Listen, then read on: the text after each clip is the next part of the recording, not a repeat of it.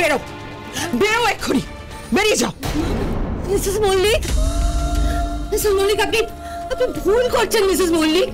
আপনার গুরুদেব তো বলেছিলেন চিত্রাই কিঞ্জলের রক্ষা কবচ। আপনি ভুলে গেলেন সে কথা। হ্যাঁ, গুরুদেব বলেছিলেন, গুরুদেব বলেছিলেন চিত্রার কুষ্টি দেখে। আমার তো মনে হচ্ছে কুষ্টিটাই যা। তুই মা মেয়ে দুজনে মিলে আমাদেরকে ঠকিয়েছে। ও কোনো রক্ষা কবচ না, ও একটা জালিয়াত।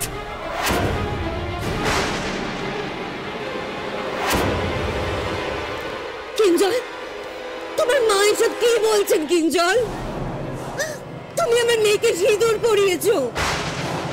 আমার মেয়ে তোমার স্ত্রী কিঞ্জল, চিত্রা তোমার স্ত্রী।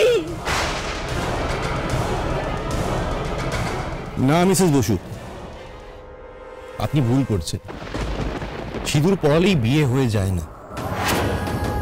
একটা বিয়ে মানে দুটো মানুষের মধ্যে কমিটমেন্ট, সম্পর্কের মধ্যে একটা বিশ্বাস তৈরি হওয়া উচিত। দেখুন, আমি বিয়েটা করতে চাইনি, আমাকে আমার মা জোর করেছিল বলে আমি বিয়েটা করেছিলাম।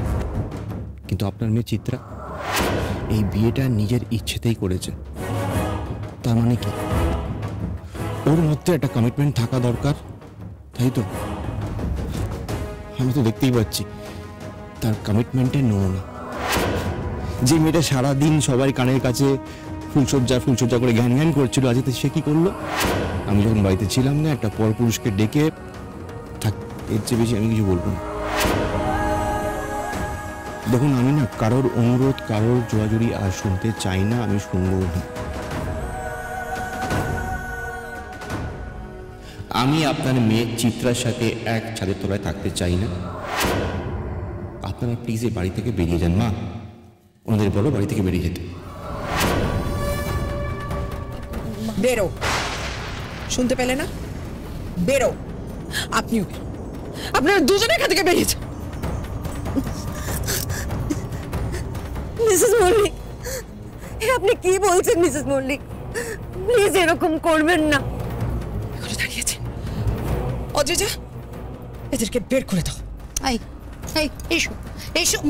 আরে বাবা এসো, দেখো ঠিক মতো না এলে কিন্তু বাড়ি দারোয়ান এনে একদম ঘাড় ধাক্কা দিয়ে বার করে দিতে হবে। এই সবকিছু কিন্তু পঞ্চমীর চাল। মা, আমি কিচ্ছু করিনি। আরে এসো। এই যে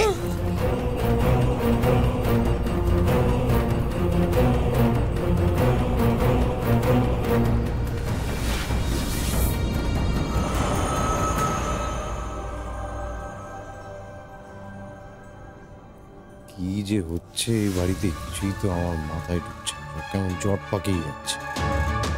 ছেলেটাই বা কে ছিল? দুম করে গেলই বা কোথায়?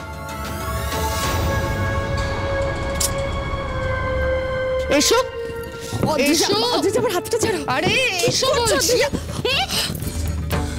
চলে এসো চিত্রা, তোমার এত বড় অপমান আমি আর কিছুতেই সহ্য করব না।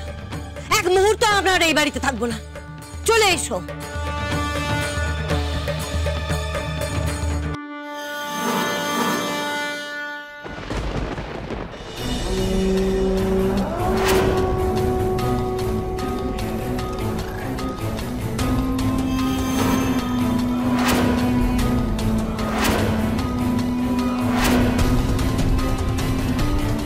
তোর জন্য আজ এত বড় অপমান হলো আমার।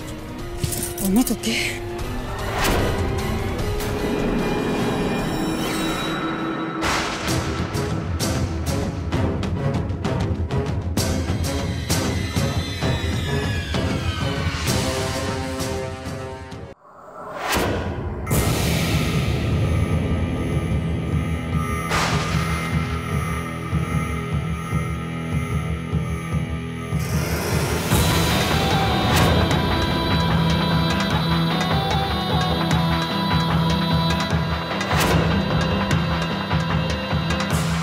তোমার মা তোমার জন্য দরজায় অপেক্ষা করছেন চিত্রা দিদি। যাও।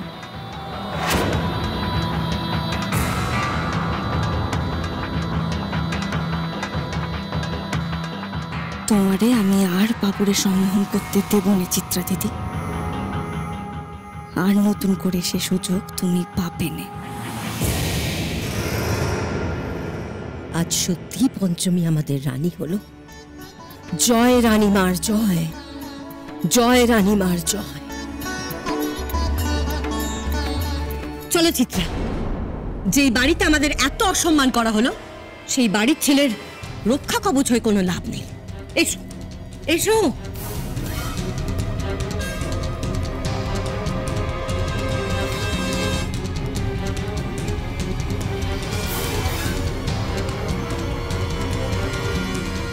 Get out.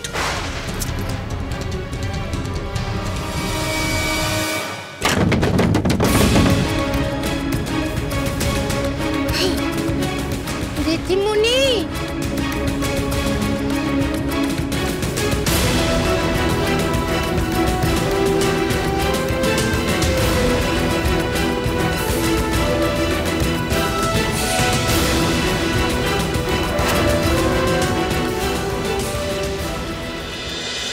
আজকের পর থেকে ওই মেয়ের নাম আর এই বাড়িতে কেউ নেবে না।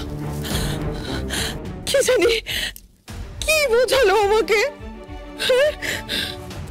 বলতো আমি কারোর বারণ শুনলাম না, নিজের মাথার দিব্যি দিয়ে ছেলেকে বিয়ে করতে বাধ্য করলাম বলতো।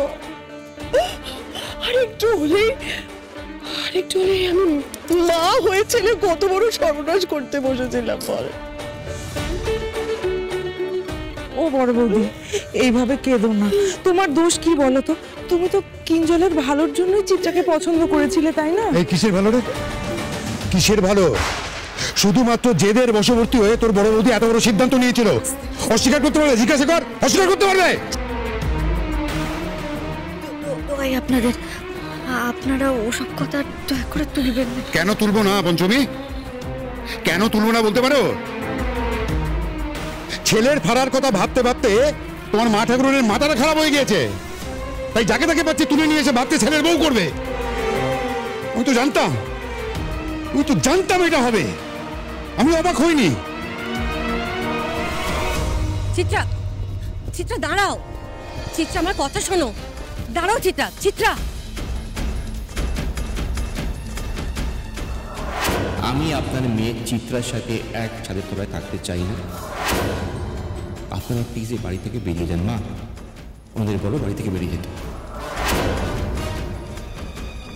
বেরো, শুনতে পেলে না? বেরো।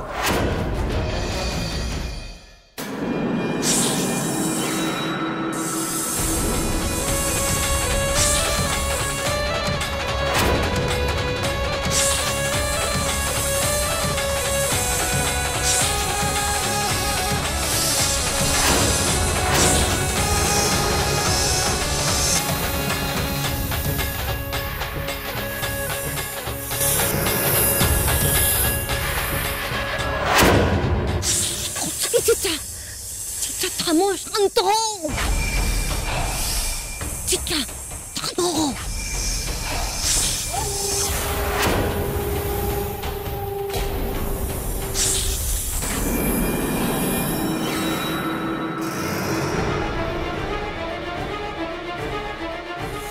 আজকের এই অপমানের প্রতিশোধ নেব আমি, ভয়ঙ্কর প্রতিশোধ। আমি আর গুরুজি মিলে আগে ওই পঞ্চমীকে শেষ করবো, তারপর কিঞ্জলকে।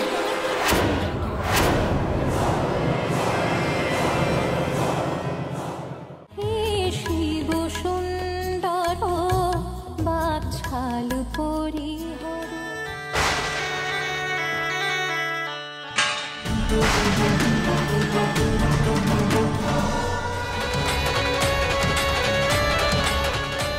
তুই নাক কুমের রানী পঞ্চমী, তুই বেঁচে থাকলে তুই আমার ঠিক বাঁচাবি, আমি জানি।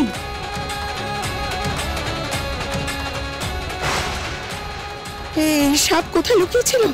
কার রূপ নিয়েছিল? পঞ্চমী ছিল ইচ্ছেদারী কালনাগিনী হয়ে